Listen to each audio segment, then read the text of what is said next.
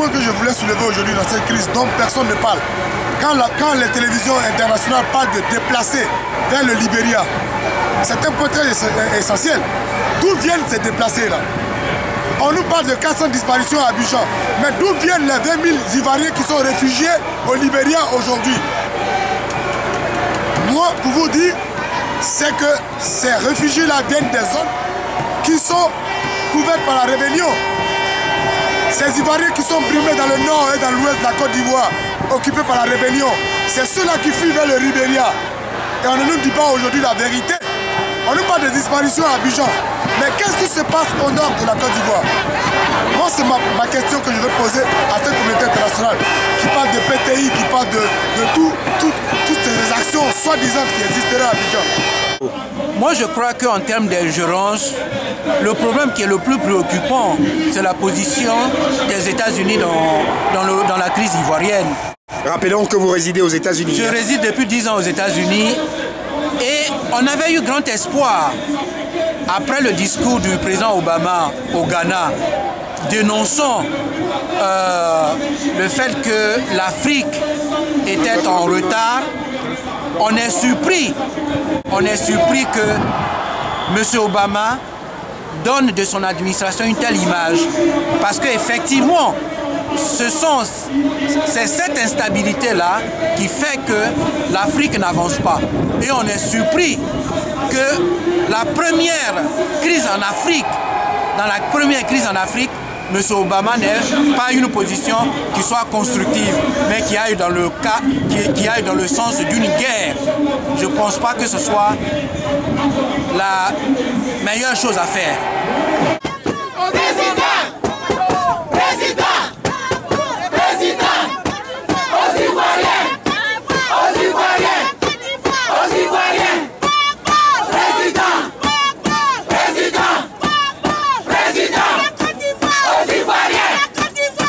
Cette ingérence est intolérable, elle est inacceptable, elle est révoltante. Nous sommes au XXIe siècle, je ne crois pas, je ne connais aucun pays qui puisse accepter une telle ingérence. Et les raisons pour lesquelles on s'ingère en Côte d'Ivoire, ces raisons existent dans plusieurs pays au monde. Pourquoi la Côte d'Ivoire? Pourquoi un tel mépris? Parce que nous sommes africains, parce que nous sommes noirs? C'est inacceptable, intolérable. Est-ce que vous imaginez qu'on puisse aller à l'hôtel Meurice ou à l'hôtel Crillon à Paris et proclamer la victoire du président? Non, ça n'a aucun sens. On ne peut infliger ça qu'à un pays africain. C'est une façon de faire. Jamais même les Français n'interviennent dans les affaires intérieures belges qui font pourtant rire le monde entier depuis un petit moment. Il y a un conflit ethnique en Belgique, ce me semble. Il y a une impossibilité depuis 6 mois maintenant de définir qui gouverne. On pourrait faire intervenir l'ONU en Belgique, une force d'interposition, peut-être mettre une zone tampon. Je ne sais, tout ça, on ne l'envisage pas pour ici, on l'envisage naturellement pour là-bas. La question de l'ingérence, je pense qu'elle est déjà en train de se régler. Il me semble que le président français Sarkozy a déclaré il n'y a pas longtemps qu'il n'y aurait pas d'intervention française militaire en Côte d'Ivoire. Ça fait déjà un sacré changement de ton avec les ordres de petit caporal qu'il donnait il y a quelques semaines. À travers cette pancarte, nous avons voté Laurent Gbagbo, président de la République de Côte d'Ivoire. Ceux qui se réclament de la majorité et qui se retrouvent au Golf Hotel et qui se nourrissent par sonde, ils se sont mis en prison. C'est la MACA, la maison d'arrêt d'Abidjan, et je dirais même le camp pénal qui se trouve à Bouaké. Ils se sont mis en prison. Je dis à mon grand frère Blé Goudé de les laisser là où ils sont. Ils se sont mis en prison eux-mêmes.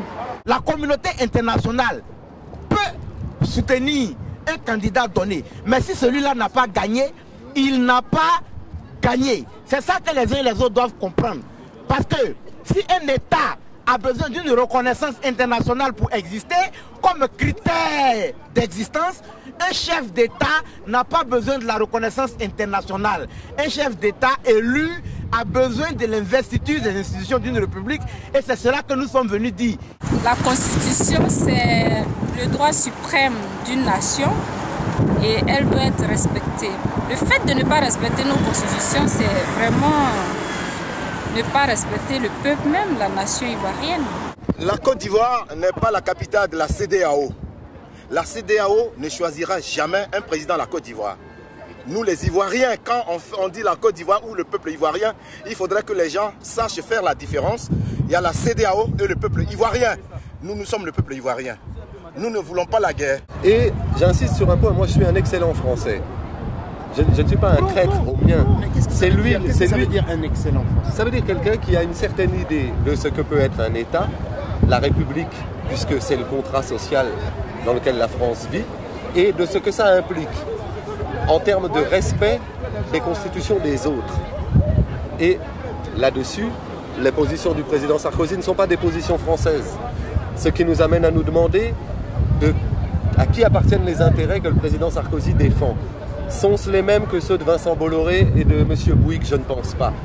J'attends avec impatience la confrontation entre les intérêts économiques français réels, qui sont avec Gbagbo aujourd'hui, puisque Bolloré a le port, Total a le pétrole, les intérêts français sont soignés en Côte d'Ivoire, ils ne sont pas négligés.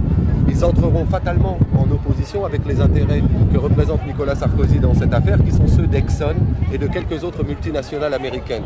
Alors attention, les colonialismes se valent, mais il est possible peut-être pour un grand pays, comment dirais-je, souverain aujourd'hui, de jouer les colonialismes les uns contre les autres. Il est possible aujourd'hui que les Ivoiriens choisissent avec qui ils couchent, si vous me passez l'expression. C'est-à-dire que s'ils ont envie de le faire avec les Chinois plutôt qu'avec les Français, qui peut dire quelque chose là-dessus? Il y a eu 2002, il y a eu les rebelles qui ont tué, dont le chef Soro Guillaume a levé la main pour dire que c'est lui qui a tué tous ces Ivoiriens qui sont morts dans le Nord et en Côte d'Ivoire. Il n'y a pas eu de CPI. Je ne comprends pas qu'aujourd'hui on martèle du poing sur la table pour une élection qui a été faite sans désarmer le Nord. Je ne comprends pas.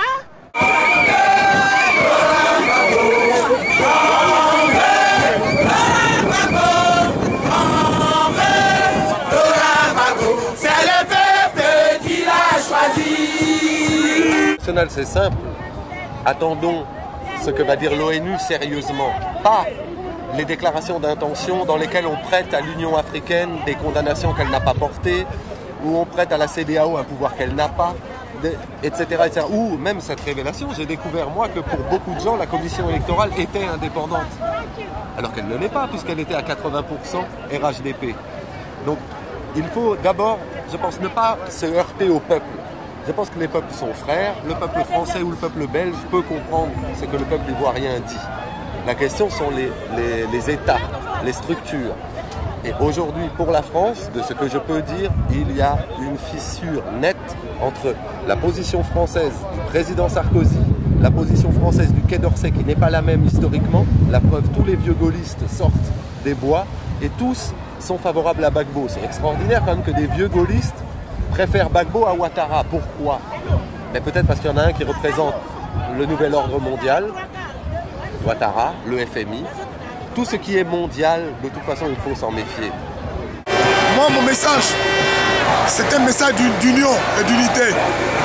Écoutez, Laurent Gbagbo, qui est traité aujourd'hui de dictateur par l'opposition et la communauté internationale, est celui qui a toujours tendu la main à la rébellion et aujourd'hui à l'opposition. Mon message, c'est que Alassane Ouattara arrête d'être le pantin de la communauté internationale et qu'il vienne s'asseoir à la table pour discuter d'une situation de paix en Côte d'Ivoire aujourd'hui. Nous ne voulons pas la guerre, nous voulons que, et nous avons tous vu d'ailleurs pendant la campagne, que leurs programmes ne sont pas différents. Ils ont tous l'ambition de faire le bonheur des Ivoiriens. Et dans le détail, les programmes se valaient. C'était presque la même chose. Alors pourquoi aujourd'hui ce positionnement? Pourquoi aujourd'hui cette guerre de tranchées? Laurent Gbagbo a tendu la main, qu'Alassane Ouattara saisisse cette opportunité pour que la Côte d'Ivoire retrouve la paix qui va favoriser son rayonnement dans la sous-région et dans le monde entier. Moi je dirais à la communauté ivoirienne qu'il faut qu'il résiste. Rien ne peut se faire contre la volonté d'un peuple. Surtout dans notre cas, nous allons gagner cette confrontation parce que notre cause est juste. Et nous demandons à la communauté internationale de ne pas dépasser le Rubicon. La Côte d'Ivoire n'est pas une sous-préfecture d'un État, mais la Côte d'Ivoire est un État indépendant et souverain. Il faudrait que nos amis fassent preuve de retenue et que nous n'abrasions pas pour quelques intérêts toute la Côte d'Ivoire, qui est un melting pot. Il y habite des Burkinabés, des Béninois, des Nigérians. Et je ne vois pas comment une guerre en Côte d'Ivoire pourrait épargner toutes ces populations. Alors de grâce, ne franchissons pas le Rubicon. Parce que les informations que nos frères nous donnent ici nous font peur. Et en Côte d'Ivoire, essayez... Justement, quelles sont-elles ces informations? Ces informations, le pays va aller en guerre, ils vont brûler le pays est ceci. Ils se mettent dans leur maison de presse ici et ils prennent des informations de AFP ou par téléphone. Le vrai journaliste est celui qui se déplace, va à la source et va chercher des éléments pour informer. Informer, c'est aller dans le fond. Informer, c'est aller chercher ce que les autres n'osent pas dire. Et aujourd'hui, le problème de la Côte d'Ivoire, c'est un problème de pétrole. Et quand on parle de pétrole, tout le monde a les gros yeux tournés sur un petit pays. Mais le pays veut vivre et le pays veut respecter. Faire comme le fait Maître Vergès, quand je le vois à la télévision, qui, avec beaucoup de subtilité, dit toujours: le peuple français est à distinguer de l'État français. Il ne faut pas tomber dans un autre schéma. Sarkozy ne représente pas la France dans l'affaire ivoirienne en ce moment. Il ne représente pas ni les positions, ni les intérêts, ni les convictions françaises. Fini la politique de la canonnière.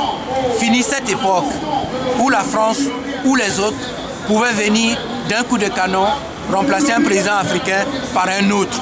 Alors de grâce, nouvelle époque, nouvelles mœurs.